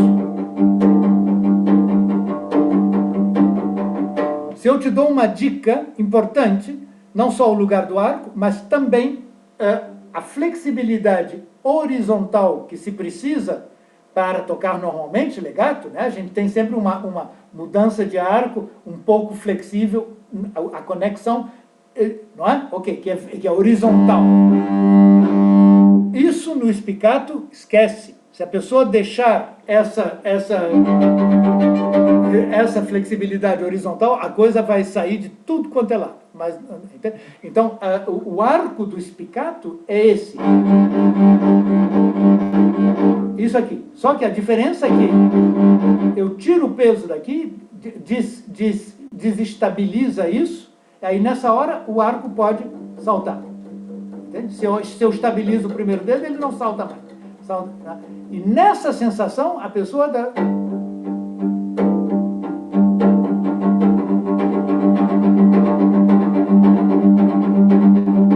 E se eu boto essa flexibilidade, aí a coisa vira vaca atolada. Entende? Tá bom? Quer dizer, isso é a teoria, mas não é que a pessoa sabendo a teoria vá funcionar. Depois tem que procurar. Mas não faça o erro de tocar flexível demais, não faça o erro de estar no lugar errado, não é? A pessoa pode procurar 10 anos um espicato aqui, não vai encontrar. Não é? Pelo menos não um espicato controlado. Tá bom? E depois a gente vê isso em Münster ou em algum lugar, a gente vê o segundo movimento. Ô, Kênia, você já está olhando Muito com obrigado. uma cara... Sim, Kênia. Essa matéria vai até 12 horas. Tem meia hora. O quê? Essa matéria vai até as 12. Ainda tem meia hora. Ah, tá bom. Então, o Frasato, Rafael, se você quiser, fica aí, a gente depois vê um pouco o segundo movimento. O Kênia, eu não sei porquê, mas a conexão está muito ruim de todo mundo. Parece que o culpado sou eu, mas eu não sei como... A gente está ouvindo muito bem. Mas eu escuto Meu vocês... Deus, é maravilhoso. Eu escuto vocês como se vocês estivessem embaixo... Eu escuto vocês como se vocês estivessem embaixo d'água, sabe? É tudo com bolha, sai bolha de ar, assim... Mas o seu som está perfeito. Né, gente? Mas eu não sei o que faz. E quando eles. A questão, professor, era o fone mesmo. Quando o senhor colocou mas o fone melhorou. não ajudou para mim. O fone. Não, o problema é o seguinte, a pessoa que está falando, ela precisa ativar lá nas configurações o ajuste automático do microfone, porque a partir do momento que a pessoa toca, aí o Zoom joga o som da pessoa lá embaixo. E onde é que eu boto? Onde é que está isso? Onde é que está isso para eu botar? Não, o som do senhor está tocando. O problema é a pessoa que está tocando que ajustar. E o que? Então, ajustem quem está tocando, ajustem aí. O que tem que ajustar? Como é que chama? Aí, do lado da onde ativa e desativa o microfone, tem uma setinha. Tem. Aí vai configurações. Configurações geral. Para mim está no canto inferior esquerdo. Onde ativa o microfone. Ao lado do microfone. Isso, aí entra em configurações de áudio. E aí o que tem que... Aí tem um ajuste automático de microfone, aí tem que desativar essa caixinha. High definition, mas o do senhor acho que já está desativado, pelo menos quem está falando tocando.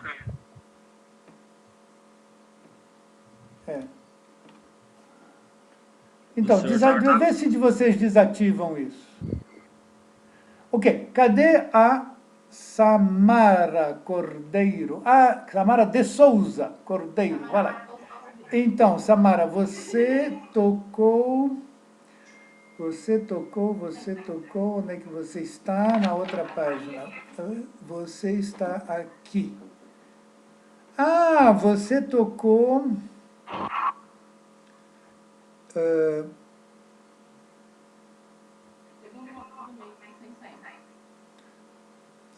Que peça você tocou? Agora eu esqueci de escrever. O segundo movimento do Sansans. Você vive aonde? E você tem aula de violoncelo? Ou você dá aula?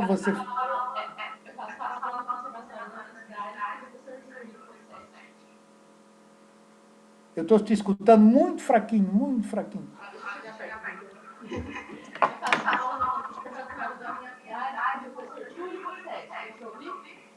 Tá melhorzinho. E você, quer dizer, você está na universidade, né? Não, conservatório. Conservatório. Você toca violoncelo há quantos anos? Tem tempo, né? Ok. Então, aquilo que eu dou, você tem boa base, posição, arco, tudo isso. Você sabe que por um lado, a gente não precisa ter inveja dos pianistas, porque o pianista, quando o piano está desafinado, aqueles que se dão conta, telefonam para o afinador e dizem, olha, vem afinar o meu piano, porque está desafinado, né?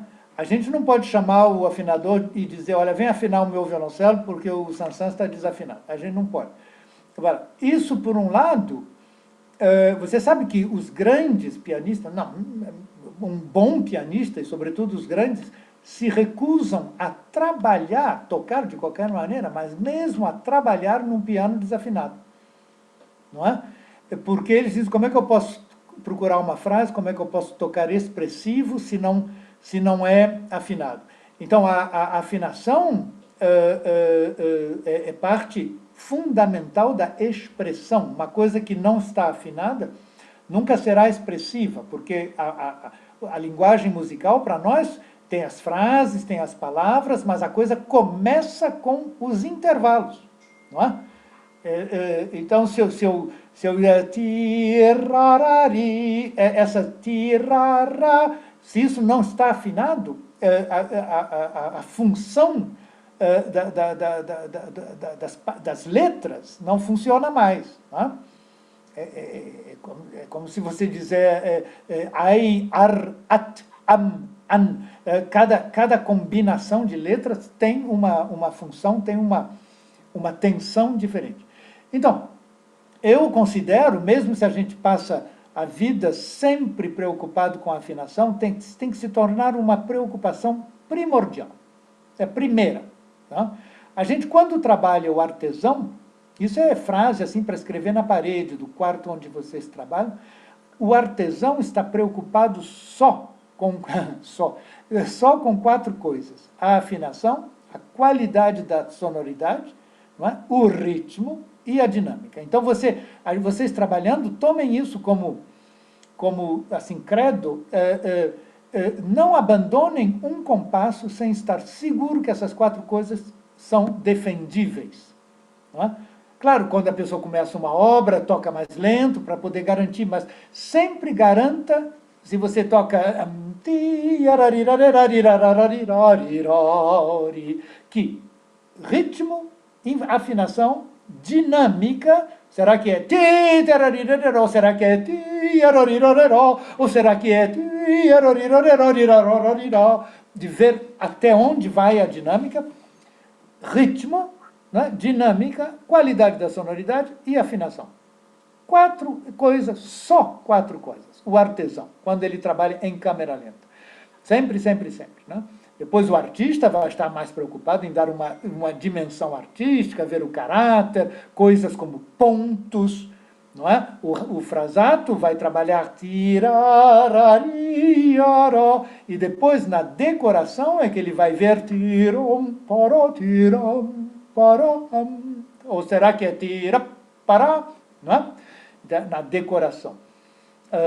O vibrato, o artista se preocupa também, é coisa importante da decoração. Então, nós, com esse desafio de ter que afinar todas as notas e, ao mesmo tempo, ver o ritmo, a qualidade da sonoridade, a dinâmica, não é? E depois tudo, ver se está certo, o lugar do arco, pode ser que seja uma overdose.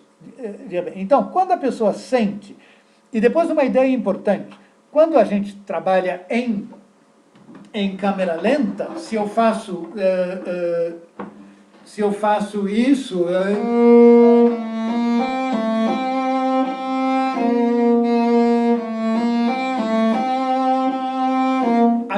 a partir do momento que eu coloco o ritmo, a arcada, ou que seja, a minha crítica primeira tem que sair daqui.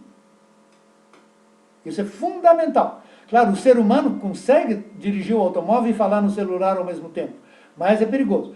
Quer dizer, a gente consegue controlar 2 coisas, mas nunca trabalhar como a gente trabalhava quando tinha 5 anos de idade, ou 6, não é?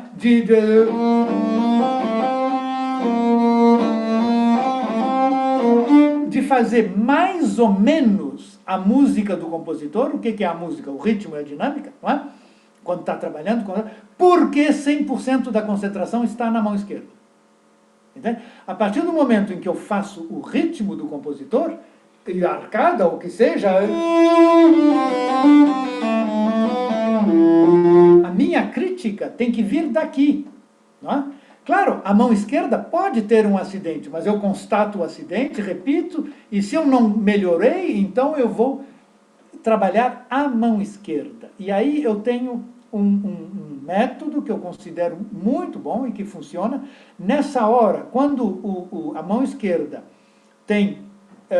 está sentindo dificuldade, que a pessoa não pode ter a concentração na música, quer dizer, no ritmo e na dinâmica que está fazendo, e na técnica de arco, o que seja, então a pessoa chama o afinador e transforma a música de quem for, no caso Saint-Saëns, numa música muito mais simples, ou dito melhor, esquece a música do compositor.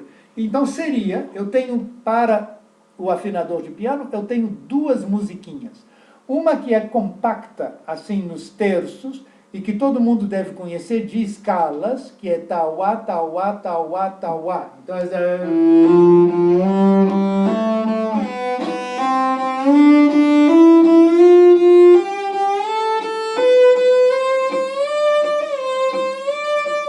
que é boa porque pode repetir, tauá, tauá, tauá, compacto, tauá, tauá. Pode fazer no terço do meio, no terço de baixo, e no terço da cima. Isso é um golpe de arco clássico para as escalas.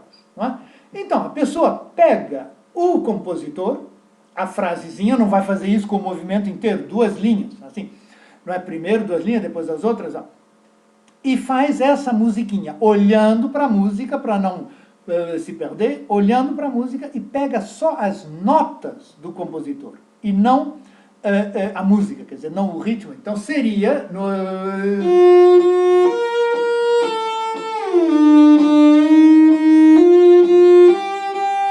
Aí pode repetir...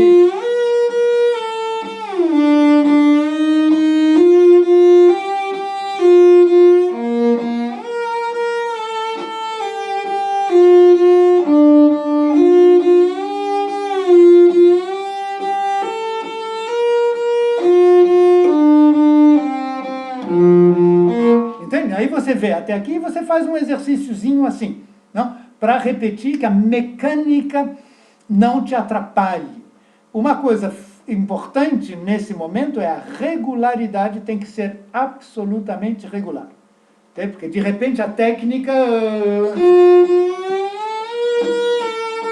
sobretudo essa passagem daqui, tem que sempre organizar a tempo para que isso aqui nunca seja um empecilho. O braço no violoncelo nunca deve se dar conta que isso existe. Tem que estar sempre preparado a tempo, à altura. Se de repente não passa, eu tenho que preparar a tempo para que passe. Voilà. Entende? Então a pessoa vê só as notas assim e repete. Essa primeira música, que é muito chatinha, mas é bom para a pessoa repetir. A próxima música corresponderia a uma escala assim, de 3, 4 notas em cada arco. Então seria...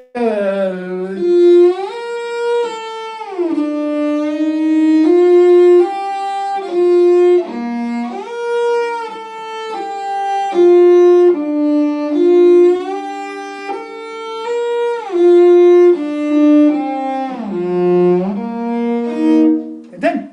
De maneira que no dia seguinte, ou mesmo 2 dias depois, quer dizer, quando você sentir, uau, nessas duas linhas, a minha mão esquerda, posso tocar de cabeça para baixo e pé para cima, que vai funcionar. Você pode até experimentar.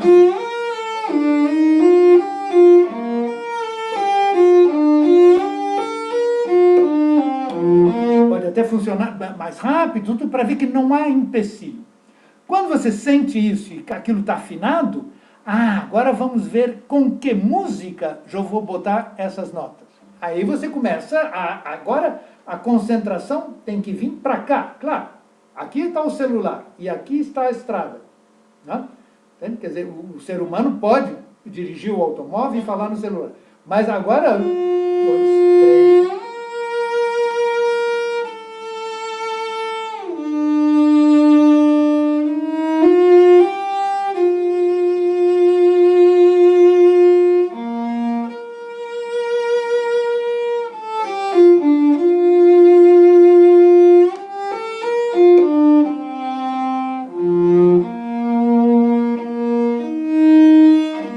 Entende? Nessa hora, o que eu estou trabalhando, controlando, criticando, é o que eu estou fazendo com o ritmo e o que eu estou fazendo com a dinâmica. Tá bom? E é claro, a mão esquerda, você tendo feito um trabalho assim em 2 dias, ela inevitavelmente vai estar mais segura. Não? E pode acontecer um acidente, acontece um acidente, mas aí a pessoa repete. Tá? Você acha que você conseguiria... Ah, não, mas temos esse problema do... Vê se consegue desligar aí o microfone, eu sei lá. Eu queria que você fizesse um check-up só dessas notas aqui.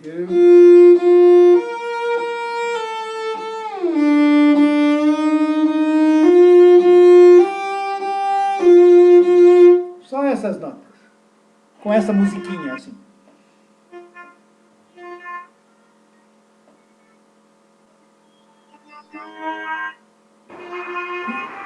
Eu não sei, o outro dia não tinha isso, eu não sei porquê. Eu estou com o mesmo computador, a mesma coisa, e eu não escuto nada. Eu escuto o início da nota e depois ela desaparece.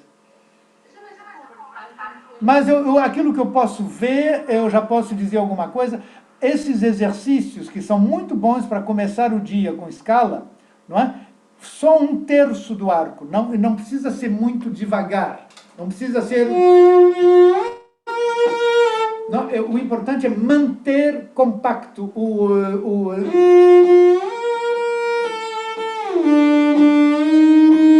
E se vocês fazem escalas para começar o dia, não comecem o dia com escala lenta. Claro, numa certa hora da vida a pessoa vai ter que...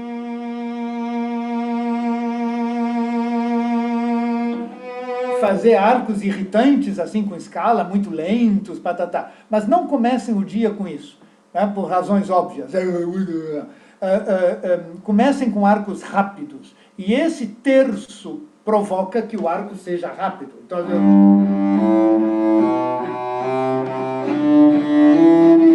quer dizer, não mais do que 1/3.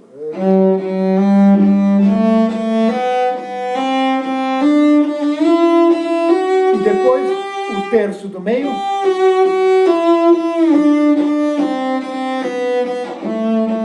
E o terço daqui. Isso é muito bom para começar o dia. Não? Então, fazemos assim. Começa no terço do meio, compacto, assim.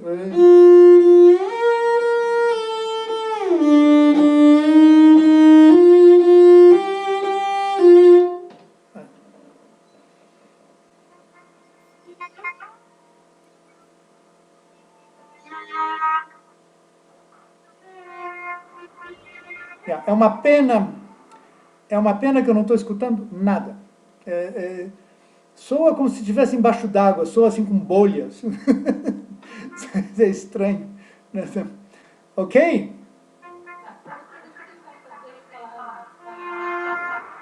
Chega mais perto, mas apesar que não é mais perto, porque está muito piano também.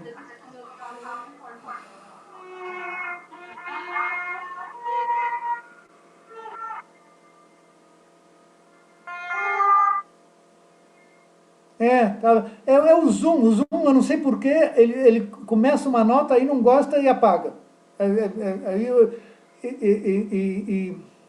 É muito chato isso. Eu não sei de onde vem. Ai. E é gozado que acontece com todos. Então o problema deveria estar no meu computador. Mas, por exemplo, anteontem não acontecia isso. Será que é a connection do... não sei. Eu não sei o que é, mas... vai lá. Mas você guarda alguma ideia disso? Sim. Disso que falamos? Porque o teu sansás, nessas 4 coisas, né, que são primordiais, a afinação, a qualidade da sonoridade, o que você está fazendo com o ritmo e o que você está fazendo com a dinâmica. De longe, aquela que tem que ser investida o mais é a afinação. De longe. Entende? Pelo menos no vídeo que você mandou. A afinação tem que ser melhor. Senão a música não funciona, a expressão não funciona. Entende? Eu ensino há muitos anos na Coreia, e tenho uma admiração, há 25 anos que eu ensino na Coreia, e tenho uma admiração pelo que as coreanas fizeram nesses 25 anos, era impressionante, porque há 25 anos atrás, se você perguntava a uma coreana o que tem que fazer para tocar expressivo, não é? Uma coisa para ser expressiva, a resposta vinha imediatamente, vibrato, vibrato, vibrato, não? Imediatamente, vibrato. E hoje em dia, se você pergunta a uma coreana o que tem que fazer, elas tocam todas maravilhosamente, o que tem que fazer para tocar expressivo, a resposta vem imediatamente, sonoridade e afinação. A densidade da sonoridade, a qualidade da sonoridade, a densidade, não é? Que a sonoridade não seja nem ponticello, às vezes todo mundo percebe, mas sobretudo que não seja enforcada, né? Que o ponto de contato esteja no melhor lugar. O melhor ponto de contato é sempre 1 milímetro antes do ponticello, né? Segundo a velocidade. Se eu faço isso, se eu vou 1 milímetro mais para baixo, é ponticello. Vai lá. Uma velocidade mais rápida, a pessoa está mais para o espelho, né? Mas está sempre a...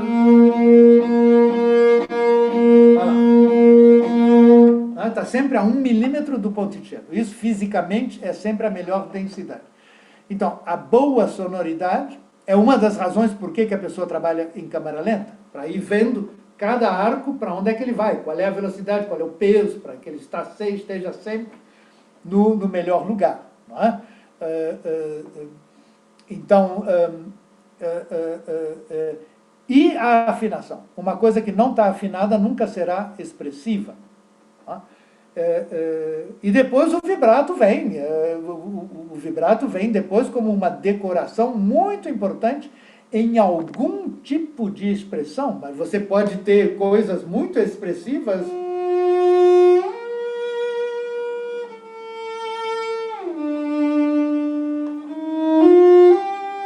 se você quiser, não precisa ser, mas se você quiser, você pode tocar essa primeira frase extremamente expressiva sem vibrato nenhum.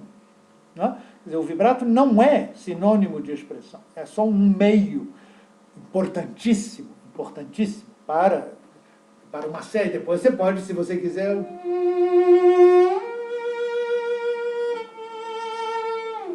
Ou você pode... Tem muita possibilidade, né? Com a velocidade e a amplidão, amplitude.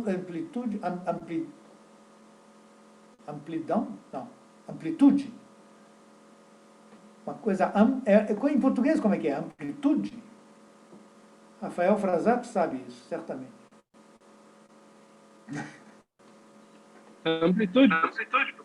Amplitude, ok. Com a velocidade, com a amplitude, a gente pode fazer muita coisa. Muito bem, então, olha, fazemos nesse estilo. Se você um dia tiver absolutamente segura que a afinação está muito boa nesse segundo movimento, que não é longo, o resto está bom, a tua condução do ritmo, isso está bom, mas a afinação não está, tá bom? E ela está, quando eu digo não está, eu sou simpático, ok? Ela não está mesmo, ok? Quando você achar, você faz uma gravação no YouTube, porque aí eu posso escutar, porque hoje não sei porquê, está tudo muito ruim, a transmissão está muito ruim. E aí você me manda por WhatsApp ou por e-mail e eu te dou uma resposta, eu te digo alguma coisa, tá bom? Mas por hoje é essa informação. Nós estamos a 5 minutos, eu acho, ou a 10 minutos, eu acho que agora... O que seria simpático é se alguém tiver uma pergunta, que faça. Uma pergunta que possa ser respondida assim com algum exemplo no violoncelo ou com alguma coisa. Se alguém tiver alguma pergunta, pode fazer.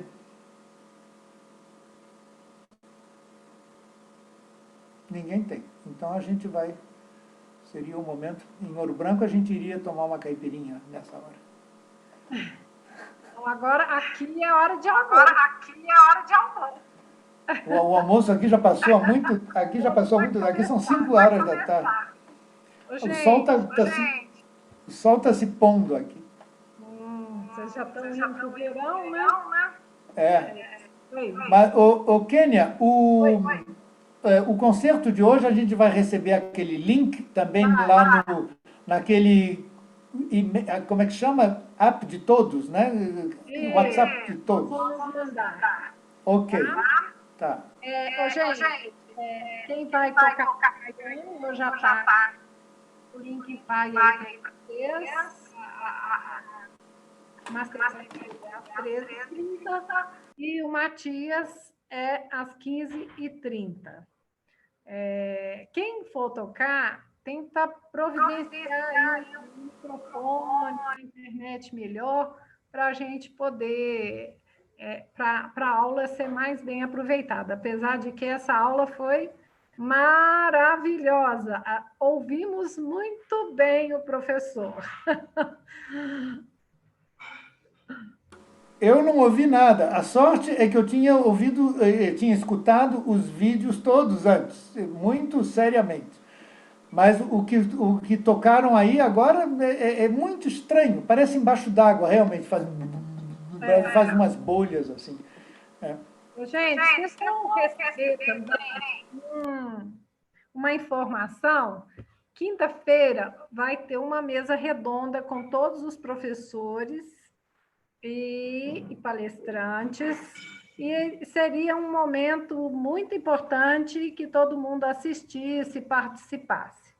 Para a gente ter uma previsão de quantos vão entrar na sala, eu preciso que vocês retirem o ingresso antes. Então, hoje vocês vão receber uma mensagem com um link para já retirar esse ingresso para participar da mesa redonda na quinta-feira, às 15h30, tá?